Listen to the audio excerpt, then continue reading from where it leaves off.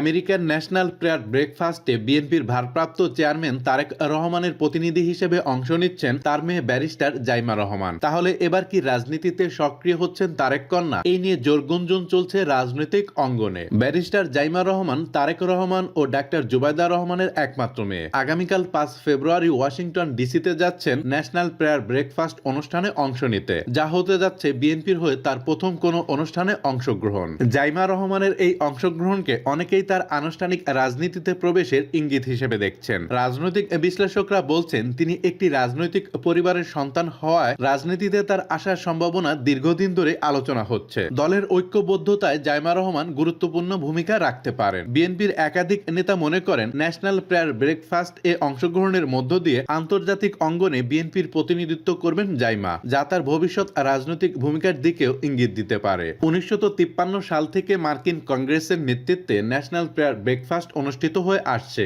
যেখানে মার্কিন president, senator, Congress সদস্য সহ বিশ্বের শতাধিক দেশের গুরুত্বপূর্ণ ব্যক্তিরা অংশগ্রহণ করেন। এটি একটি নির্দলীয় ফোরাম যা বিশ্ব শান্তি ও ভ্রাতৃত্ব প্রতিষ্ঠায় ভূমিকা রাখে। এই অনুষ্ঠানে আমন্ত্রিত ছিলেন বিএনপির ভারপ্রাপ্ত চেয়ারম্যান তারেক রহমান। তার প্রতিনিধি হিসেবেই যাচ্ছেন কন্যা জাইমা রহমান। জাইমা রহমানের এই অনুষ্ঠানে অংশগ্রহণ বিএনপির রাজনৈতিক কৌশলেরই অংশ কিনা তা নিয়ে বিশ্লেষকদের মধ্যে মতভেদ থাকলেও এটুকু স্পষ্ট, এটি আন্তর্জাতিক পর্যায়ে তার প্রথম আনুষ্ঠানিক উপস্থিতি। এখন দেখার বিষয়, তিনি কি বিএনপির রাজনীতিতে সক্রিয়ভাবে যুক্ত হবেন নাকি এটি শুধুই একটি আনুষ্ঠানিক প্রতিনিধি হিসেবে অংশগ্রহণ।